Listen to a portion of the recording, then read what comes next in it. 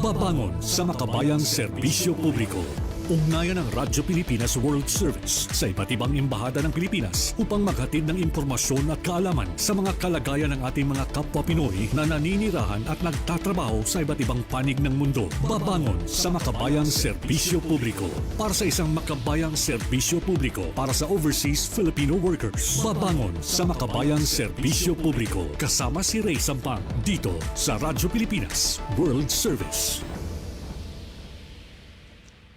Magandang araw sa ating mga tagapakinig at taga-subaybay dito sa ating himpilang Radyo Pilipinas World Service. Narito na naman tayo para sa isa na namang edisyon ng ating programang Babangon sa makabayang serbisyo publiko kung saan atin pong iniuugnay ang ating mga Philippine Foreign Service posts sa ating mga kababayan sa iba't ibang panig ng mundo. Sa ngalan po ng ating kasamang si Ray Sampang, ako po muna ang inyong mga kasama Steph Vicente para sa more or less 30 minutes po ng mga diskusyon, hindi lamang patungkol sa serbisyong inihahandog ng ating mga embahada at konsulado, kundi maging sa kalagayan ng ating mga Filipino communities sa iba't ibang bansa. Pero bago po ang ating mga diskusyon sa araw na ito, ay atin munang pasalamatan ng ating mga kasama dito para maging posible ang ating programa. Siyempre sa ating Master Control, ang kasama natin ngayon ay si Justin Osias, habang nasa Wirecast naman si Hero Lucero. At paano po ba masusubaybayan itong ating programang Babangon sa makabayang serbisyo publiko? Siyempre, tayo po ay kumbaga ay napapanood sa ating Facebook page, Radyo Pilipinas World Service po. Maging sa ating YouTube channel, ganun lang din po ang ating isa-search. Samantala, meron din tayong Evox PBS receiver app para sa ating audio live streaming at siyempre sa pakikipagtulungan po ng PBS Radyo Pilipinas World Service at ng United States Agency for Global Media o USAGM ay tayo po ay napapakinggan sa pamagitan po ng shortwave radio. Meron po tayong mga transmitters for shortwave sa Tinang Tarlac. So maraming salamat po sa USAGM para po sa kumbaga ay para sa pagta-transmit ng ating programa sa iba't ibang panig ng mundo. Kaya mas malawak po ang ating reach ngayon. Samantala, tulad nitong mga nakaraang linggo ay tayo ay nasa Estados Unidos pa rin sa US. Pero this time sa ating programang Babangon sa makabayang serbisyo publiko na edisyong ito ay dalawa po ang ating dadakuin. Sa unang bahagi ay tayo dadako sa Chicago kung saan makakasama natin si Consul Melvin Almonguera ng ating Philippine Consulate diyan. Samantala sa ikalawang bahagi naman ay babalik tayo sa Washington DC kung saan atin naman po makakapanayam ang National President ng National Federation of Filipino-American Associations o NAFAA. Walang iba kundi si Sir Ryan Namata. Pero bago natin napuntahan si Sir Ryan para sa ating second part, ay pupuntahan na natin ang ating Philippine Consulate General dyan sa Chicago. Ayan, so batiin na natin Consul Melvin Almonguera. Welcome po sa Babangon sa makabayang serbisyo publiko. Si Steph Vicente po ulit ito ng Radyo Pilipinas World Service. Magandang araw, Steph. Magandang araw sa inyong tagapanood dito sa Babangon sa makabayang serbisyo publiko. Ako po si Consul Melvin dito sa Chicago. Maraming salamat po Consul Melvin sa pagsama niyo po dito sa programa. So dadako na po ako agad sa ating questions. Paano niyo po ba malalarawan ang relasyon sa pagitan ng ating Philippine Consulate General diyan sa Chicago at doon sa kanilang local government? Meron tayong excellent na relationship with the City of Chicago, Steph. Kasi nga, ang City of Chicago has been hosting the Philippine Consulate since 1948. Pero yun na nga, Steph, yung ating relasyon sa City of Chicago is excellent dahil lagi naman natin silang nakakausap at kapag meron silang activities, tayo ay uma-attend, or kapag tayo naman ay may activities, iniimbitahan din natin sila. Pero yung talagang nagko-coordinate sa pagiging konsulado natin dito sa sa Chicago is still the Department of State na based sa Washington DC, although meron silang opisina dito, regional office nila dito sa Chicago. Mm. At kailan po ba na itatag no o naitayo po ito pong ating konsulado diyan sa Chicago? 1948 pa, Steph. So, ibig sabihin, Miss Steph, 2 years after ng ating independence from the US noong 1946, nagtayo na kaagad ng konsulado dito sa Chicago. 1948. Mm. At para po dun sa mga hindi nakakaalam ay ano-ano po bang mga kasi merong mga states po no kumbaga nasakop po ng kada consulate general mo diyan po sa US kasi alam naman natin na malawak ang United States at kung hindi po ako nagkakamali ay overall po ay 4.5 million ang mga dugong kumbaga may dugong Pilipino diyan sa US. So sa part po ng ating konsulado diyan sa Chicago ay ano-ano po ba yung mga state po no na sakop po ng inyong consular jurisdiction? Ang lawak nga, Steph. Malawak talaga. So, actually, we have 12 states na sakop ng ating jurisdiction. And, just to demonstrate kung gaano kalawak, Steph, no? Minsan, kapag nagpupunta kami sa isang state na sakop ng ating jurisdiction, mga sasakay ka pa ng eroplano ng mga 2 hours. So, ito Mm. 12 states ito, Steph. So, ito sila. So, actually, kung nasaan ang Chicago, nandito sa Illinois. Pero sakop din natin sa jurisdiction natin ang Indiana, Iowa, Kansas, Michigan, Minnesota, Missouri, Nebraska, North Dakota, Ohio, South Dakota, and Wisconsin. Ang tawag sa mga states na ito, Steph, collectively ay ang US Midwest. Mm.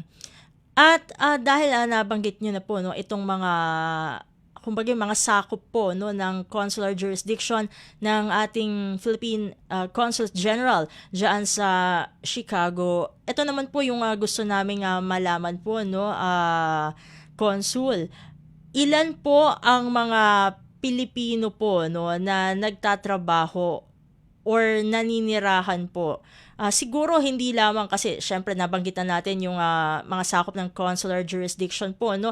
Hindi lamang po sa Chicago kundi dun sa kabuuan po ng US Midwest.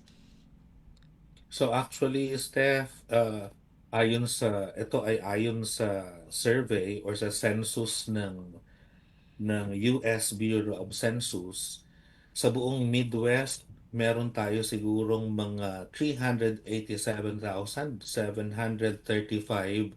na mga Filipinos. Pero Steph, let's just qualify kasi this figure includes yung mga isinilang na mga Pilipino na dito na isinilang plus yung iba pa, Steph, na mga galing Pilipinas, Pilipino, tapos nag-naturalize na. So, ibig sabihin, technically, hindi na sila Filipinos. Pero, yun na nga, ito yung figure na to ay yung meron tayong mga Filipinos na Americans of Filipino descent plus yung mga baka nag-naturalize na dito sa US. So, mga more than 380,000 Steph dito sa US Midwest. Mm. Doon po sa bilang na ito, no, medyo ika-categorize lang po natin na consul.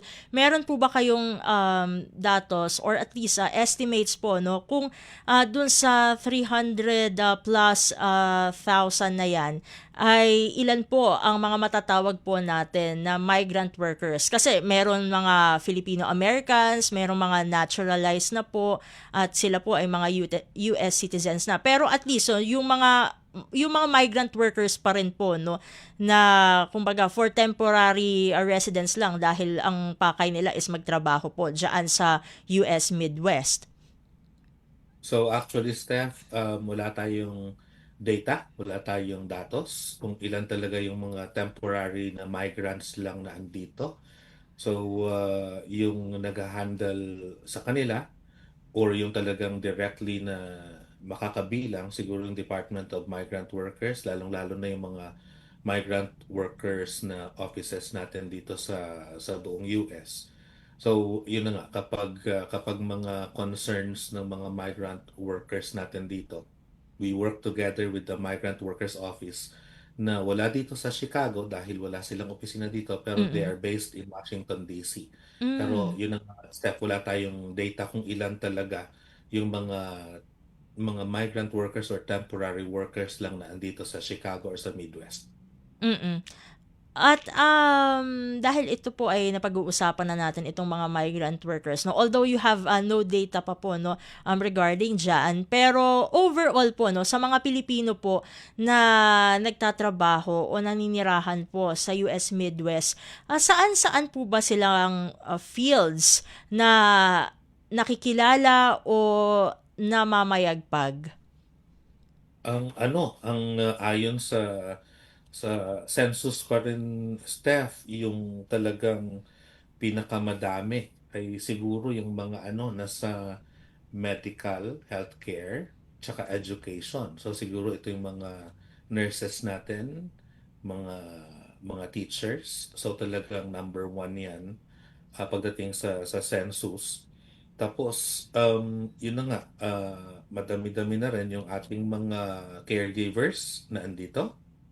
Mm. At syempre, mga other professionals kasi may na-encounter tayo na maraming din na mga accountants na andito and yung iba pang mga professionals na andito. And syempre, Steph, yung iba't ibang klase ng mga employees sa iba't ibang companies. So, andyan na yung mga hotels, andyan na yung mga restaurants, andyan na yung mga executive offices. So, talagang kahit saan ka mapalingon, talagang makikita mo na may mga kababayan tayo dito sa Midwest. Mm, mm. At, gusto ko lang po malaman po 'no or, marahil ay kahit yung mga, listeners po natin o viewers ay curious po patungkol, dito. Kasi lagi po namin natatanong 'no sa kada, Philippine Foreign, Service Post po 'no na amin pong na-interview dito sa Babangon sa Makabayang Serbisyo Publiko. At least po diyan po sa US Midwest, kamusta po yung, impression sa ating mga kababayan, partikular na po pagdating sa kanilang work ethics? Ay, Steph, talagang napakataas ng tingin ng mga kumpanya, kahit ng mga ospital.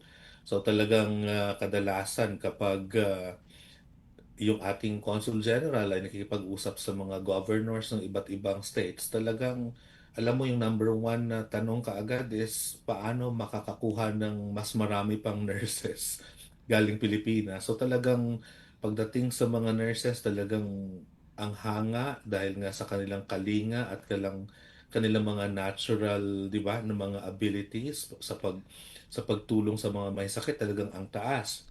So, talagang alam mo yun, Steph, kapag Pilipino ka in the US at kapag nakakausap na nila yung mga taga-konsulado, talagang wala kang marinig na negatibo. Talagang ang paghanga sa work ethic ng mga Pilipino na talagang ang sisipag. So talagang ganon yung tema kapag tayo ay nakikipag-usap at nakakausap yung mga employers, yung mga ospital. So wala tayong marinig na negative regarding our Filipino workers, Steph. Mm. That's, good to know po 'no, a consul. Pero, despite po, that, meron po bang mga naidudulog po 'no, sa ating, Consulate General diyaan sa Chicago na mga concerns o common problems po na na-encounter hindi lamang po ng ating mga migrant workers, kundi maging yung mga permanent residents po 'no, diyaan sa US Midwest. Meron po bang mga gano'n?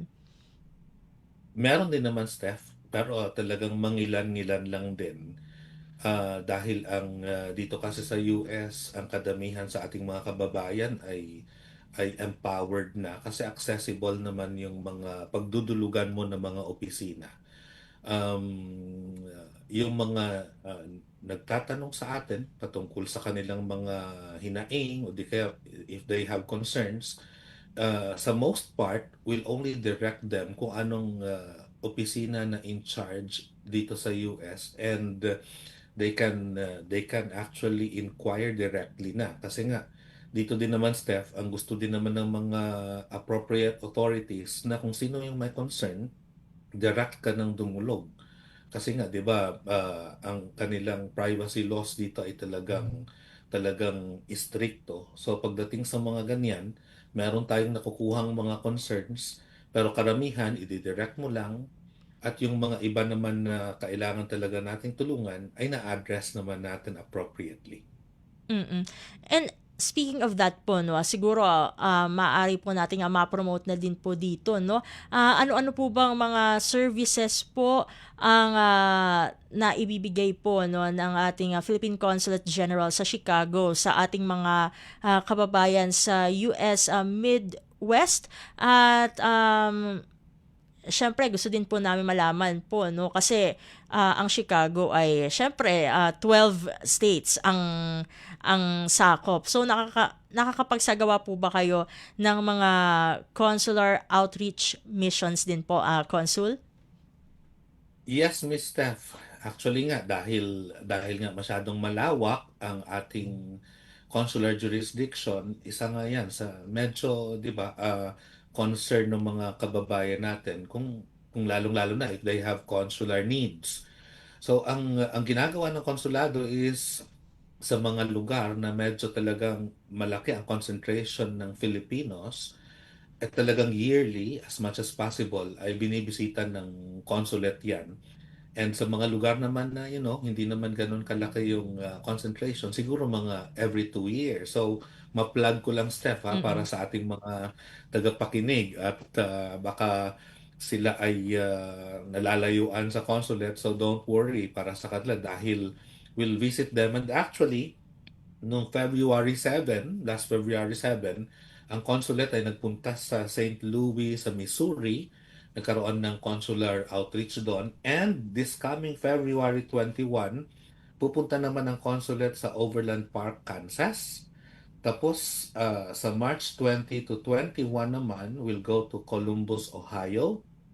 April 18, will proceed to Madison, Wisconsin. And sa May 15 to 16, will go to Southfield, Michigan to deliver consular services na hindi na nila kailangang magpunta pa dito sa Chicago. So sa second part of the year, hintayin na lang nila yung announcement natin kung saan-saan pa yung pupuntahan. And yun na nga, mag-plug na din kami, Miss Steph. Ano? Mm. So sa mga tagapakinig natin sa ating programa na if you can follow our Facebook page, hanapin lang po yung Philippine Consulate General in Chicago. Andito lahat ng mga announcements ng consular outreaches for the year at kung paano yung proseso. At saka syempre, our official website na chicagopcg.com. So talagang andyan lahat, Steph, ng mga kung paano at kung saan sila makakapunta at kung meron silang mga iba pang concerns or meron silang mga gustong idulog na mga concerns, questions, mag-email lang sila, Steph, sa chicagopcg@att.net. At yung ating Assistance to Nationals Officer na si Attorney Mark Arinkin ay talagang abogado sa Pilipinas. So meron siyang background talaga pagdating sa pagbigay ng legal na advice. So naghihintay lang kami, Steph, and i-contactin lang nila kami and talagang will provide the appropriate assistance sa abot ng aming makakaya. Mm. That's good to know po. Consul, in regards po no, dun sa mga services po no na naibibigay ng ating consulate diyan po sa Chicago. Meron po ba tayo mga matatawag po no na Filipinos in distress na kumbaga po ay tinutulungan po ng ating konsulado diyan sa Chicago at kung meron po ba tayong maibabahagi nga datos kung ilan po sila, Consul? Meron naman, Steph, na mga, yun na nga, ang nabanggit natin kanina, hindi naman ganun kadami. Kasi nga, yung mga in distress minsan, ay talagang they can directly coordinate with the appropriate authorities ng US. And yun na nga, ang tulong din kasi ng gobyerno ng US pagdating sa mga nangangailangan ay talagang diretso at tuloy-tuloy din, ano? So, yung mga nag-i-inquire sa atin o di kaya merong nagdudulog ng mga may problema sila, meron din naman, pero yun na nga, Steph, hindi siya ganun kadami. And natutuwa din tayo na ang ibig sabihin niyan ay talagang, di ba, talagang empowered yung ating mga kababayan and they know how to seek parang assistance directly. Pero yun na nga, kapag meron din naman sa atin, natutulungan natin. Pero when it comes to figure, Steph, parang ano kasi, parang dahil part na rin ng privacy laws, Mm. parang mahirap mag-divulge kung Mm. ilan talaga. Pero yun, meron din naman tayong mga natatanggap sa email, natatawagan or natatanggap na tawag kung ano man ang kanilang mga concerns. And pero mostly, Steph, ano talaga, yung iba talagang nakukuha natin or mga more than 50% ay talagang advice lang talaga ang kanilang kailangan. So, ang iba sa kanila ay nanghihingi ng advice sa kanilang mga matters na nasa Pilipinas. At yun na nga, dahil tayo ay fortunate dahil yung ating ATN officer is a lawyer in the Philippines. So, alam niya paano magbigay ng advice tungkol dito. Yung dito naman sa mga concerns nila sa US, then we try to see kung paano natin masolusyonan or matutulungan ang kanilang mga concerns or hinaing. Mm, mm. Consul, on other matters naman po, no, ay syempre medyo gusto din po namin malaman. So, in the case po, no, um, of the Philippine Consulate General in Chicago, saan-saan po bang, kumbaga, mga sektor po nakatuon yung, kumbaga, kung meron man po ba kayong collaboration with the local governments po, no, na kumbaga ay ng mga lugar kung saan may consular jurisdiction po kayo. Ay, yung ano, yung pakikipagtulungan natin. Kasi nga sa bawat state, syempre kung kailangan natin ng ano ng coordination, talagang pagpalagay natin when it comes to labor matters. Ang labor matters kasi dito, Steph, sa US ay federal. Mm. So kapag let's say hindi ko na matandaan kung kailan ang last na nakatanggap tayo na tungkol sa reklamo, let's say sa wage o di kaya sa per hora na mga concerns. So ang Federal na Department of Labor, maraming sangay yan, Steph. So meron tayong tinatawag na WHB na sangay nila. Mm. And kapag yun ang concern ng ating kababayan, then we have someone to talk to dahil nga tuloy-tuloy lang din naman yung coordination natin sa mga government agencies nila dito sa US kasi nga federal din yung Department of Labor. So kung pagdating naman sa let's say kung ang concern ay kailangan ng ano ng legal advice, let's say dito sa Chicago, sa Illinois, meron din tayong coordination sa Illinois Attorney General's Office at meron din mga NGOs na talagang tayo ay nakikipag-coordinate. So, yun na nga, Steph. Siguro when it comes to coordination and partnerships, ang dami niyan. Mm. And saan yung kailangan ng ating mga kababayan, then we actually have the channels, we have the contact persons kung paano i-reach out yung mga ito to help kung ano man ang magiging problema ng ating kababayan. Mm. And syempre alam naman po natin na kumbaga kahit saang lugar sa US ay merong at least, no, may Pinoy po doon at meron din naman po ng mga Filipino Americans. Consul, paano po ba natin napopromote ang ating mga um, yung ating kultura and tourism po, no, diyan sa US Midwest? Yung ating tourism staff, meron tayong yearly na program na tinatawag na VIP tour. at ito ay sa pangunguna ng ating embassy sa Washington DC at syempre in coordination with the Department of Tourism natin dyan sa Pilipinas.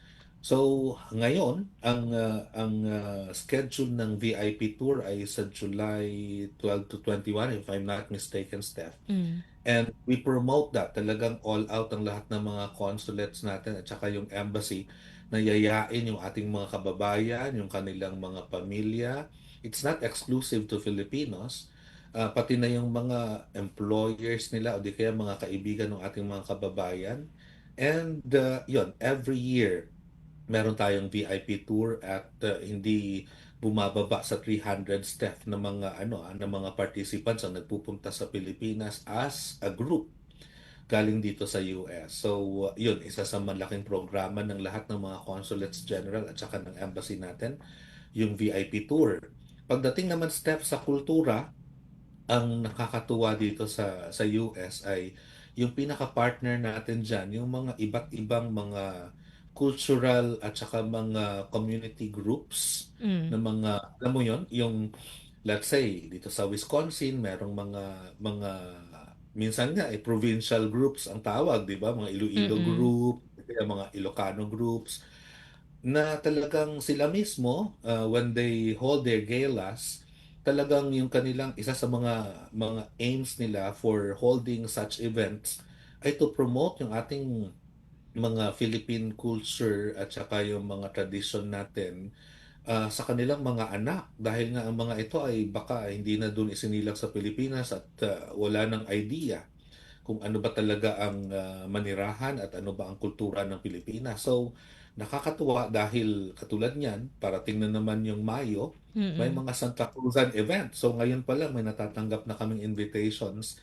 dito sa Chicago at kahit na saan sa ang mga statesman na talagang yung mga Santa Cruzan o di kaya yung mga Christmas events natin, Paskong Pilipino, Paskong Pinoy. So, yun na nga Seth, dahil ang lawak ng Midwest, parang we cannot be there everywhere, di ba? Pero ang nakakatuwang ka-partner natin dyan na dito lang ay yung mga komunidad, mga Filipino communities because nakikita natin yung kanilang desire na talagang ipagpatuloy sana na makilala ng ating mga kabataan na andito kung ano ba talaga ang pagiging Pilipino.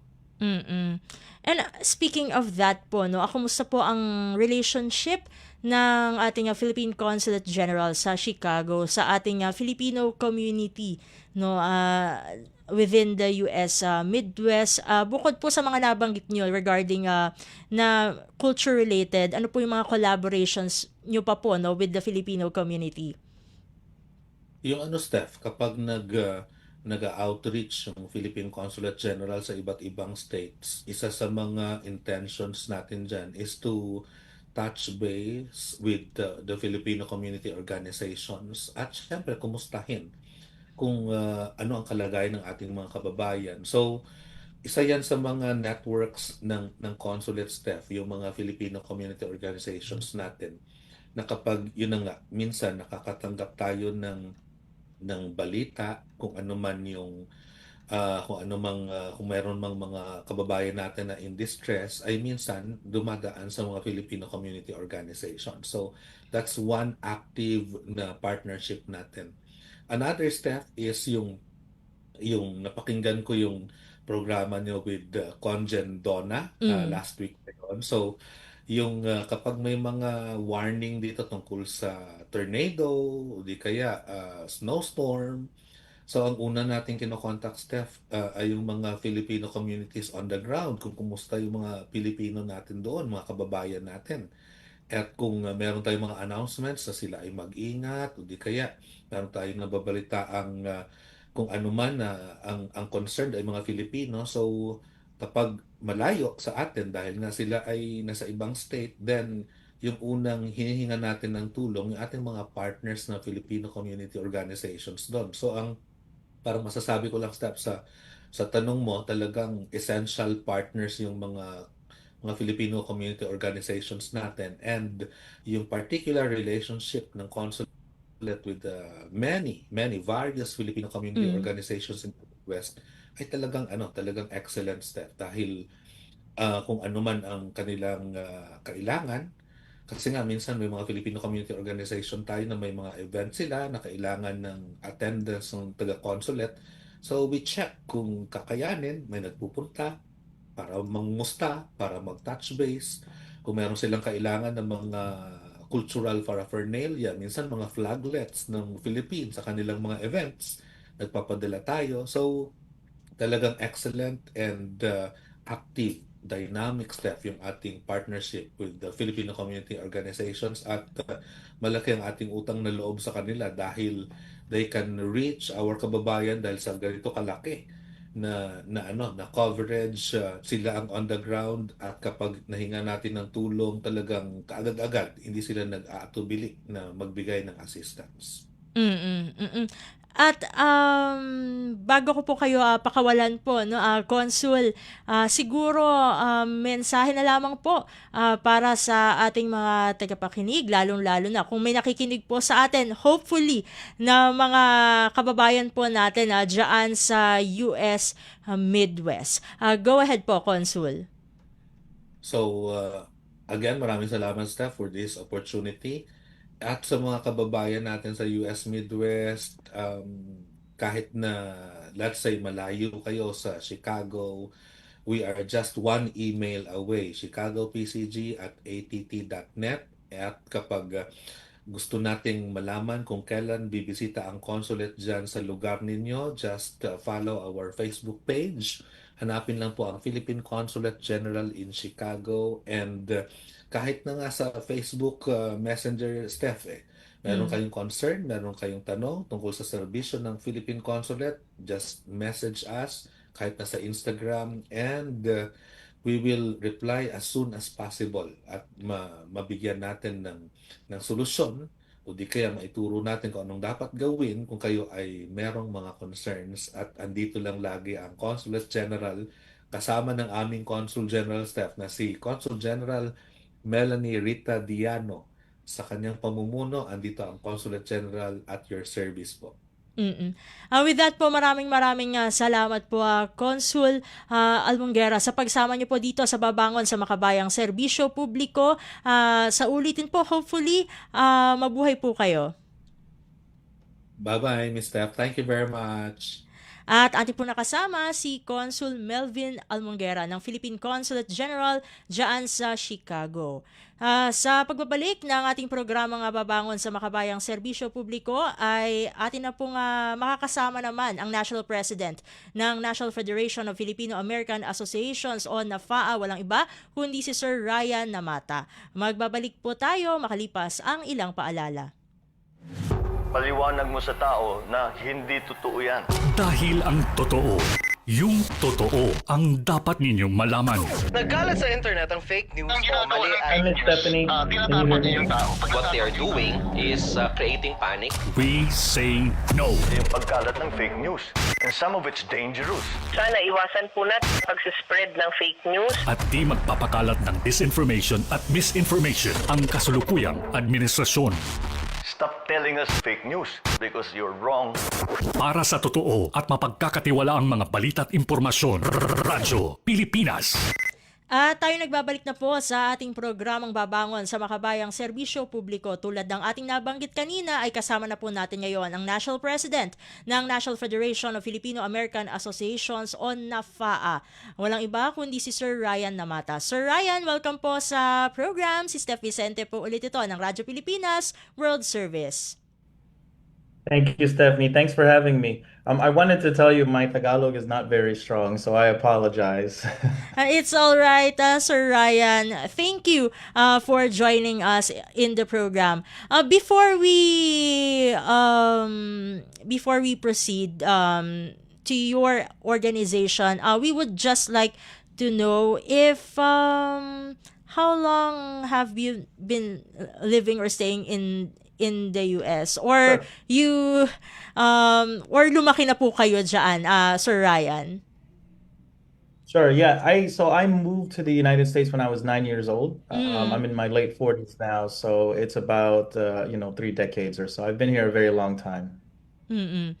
And what can you say about the Filipino community in the United States, given that you are handling a very huge Yep. organization, which is NAFAA?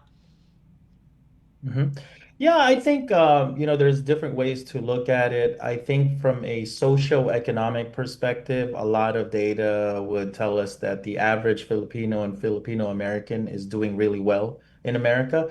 I think there are still issues that affect Filipinos as they would other minorities in the country.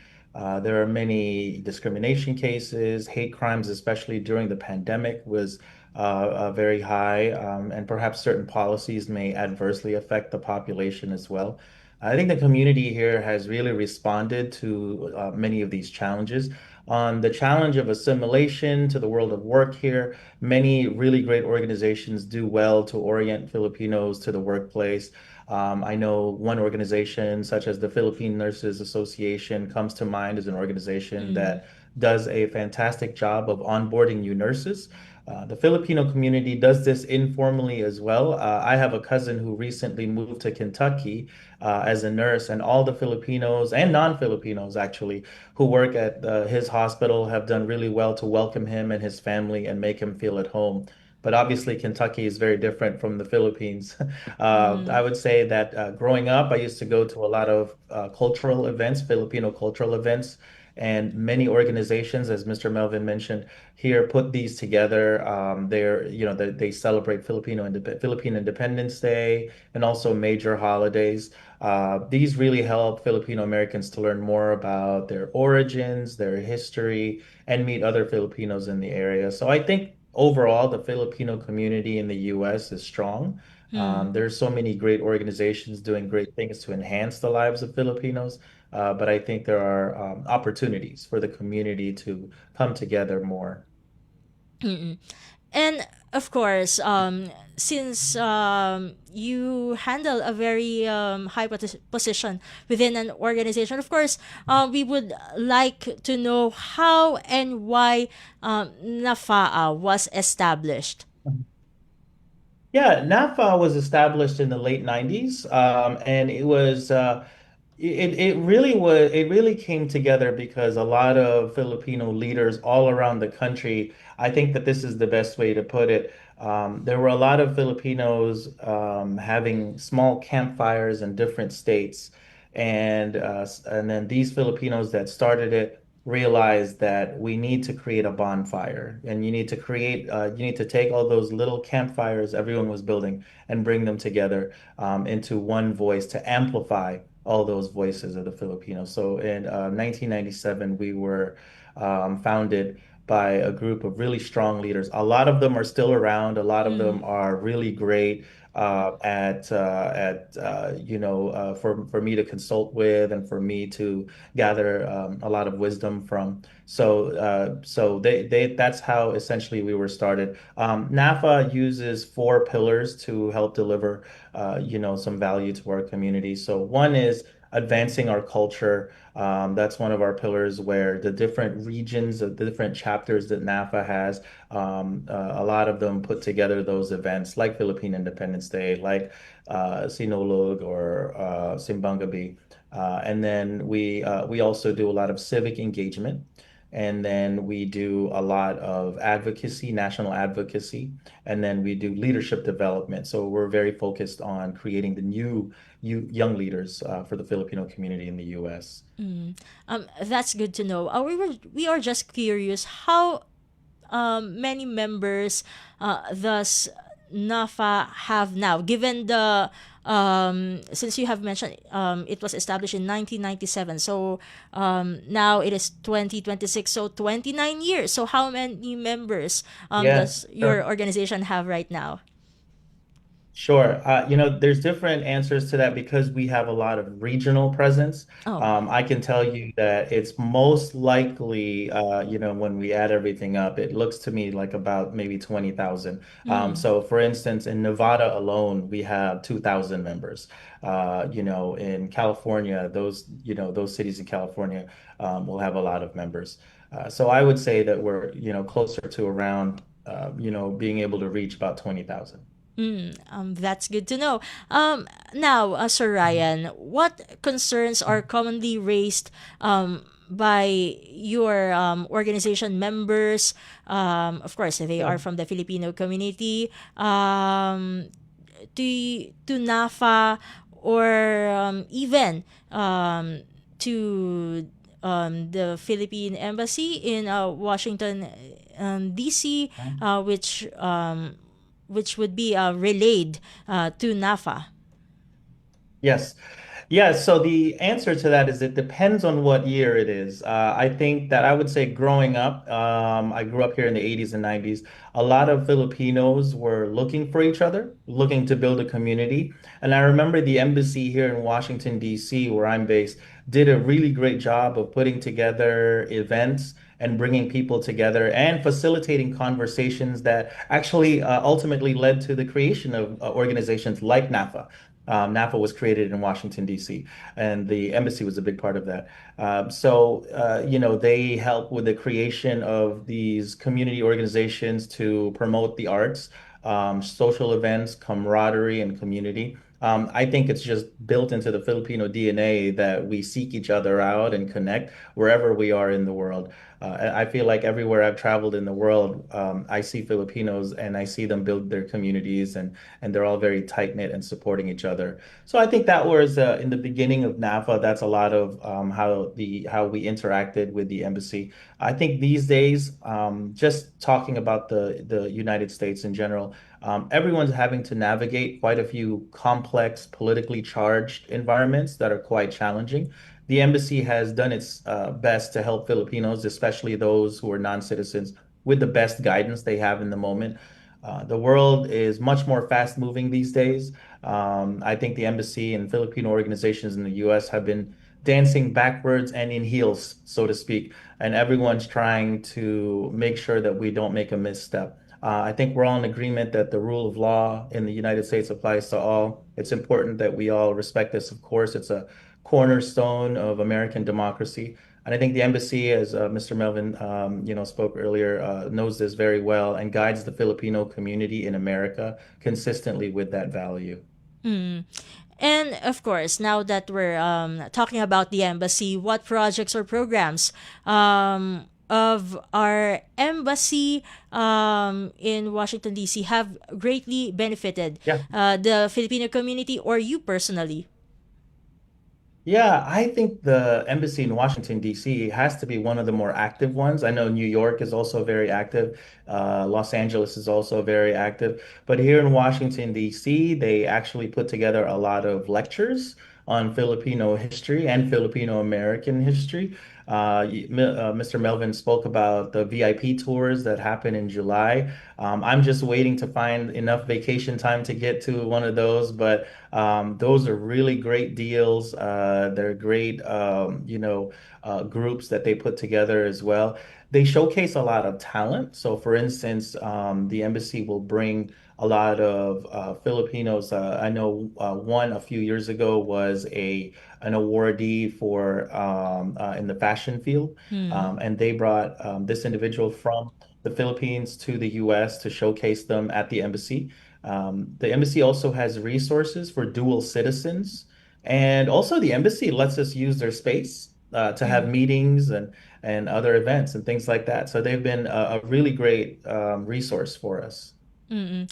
Unfortunately, we are running out of material time, Yeah. but of course, we would like to know your message to our listeners, particularly your fellow Filipino Americans, and how can they contact NAFA as well if they want to join? Yeah, sure. Again, I want to say thank you for having me. This has been a really great opportunity. The best place to reach us is if you go to NAFA.org, which is NAFFAA.org, and that's the best way to contact us. I think the last message I'll state here is that the Filipino is a global citizen, a true global citizen. And I think that if we came together and make a concerted effort to build a community across oceans, I think that we would make the world a better place and make it a better place for Filipinos. So I really appreciate that. Thank you. Thank you so much, Sir Ryan, for joining us here in the program. Until next time, mabuhay po kayo. And atin pong nakasama si Sir Ryan Namata, ang National President ng National Federation of Filipino-American Associations o NAFA. At dito na po nagtatapos ang ating palatuntunang babangon sa makabayang serbisyo publiko, sa ngalan pa rin ng ating kasamang si Ray Sampang. Ako po ang inyong lingkod, Steph Vicente. Isang mapagpalang araw po sa ating lahat. Bayang Serbisyo Publiko. Ugnayan ng Radyo Pilipinas World Service sa iba't ibang embahada ng Pilipinas upang maghatid ng impormasyon at kaalaman sa mga kalagayan ng ating mga kapwa Pinoy na naninirahan at nagtatrabaho sa iba't ibang panig ng mundo. Babangon sa makabayang serbisyo publiko para sa isang makabayang serbisyo publiko para sa overseas Filipino workers. Babangon sa makabayang serbisyo publiko kasama si Ray Sampang dito sa Radyo Pilipinas World Service.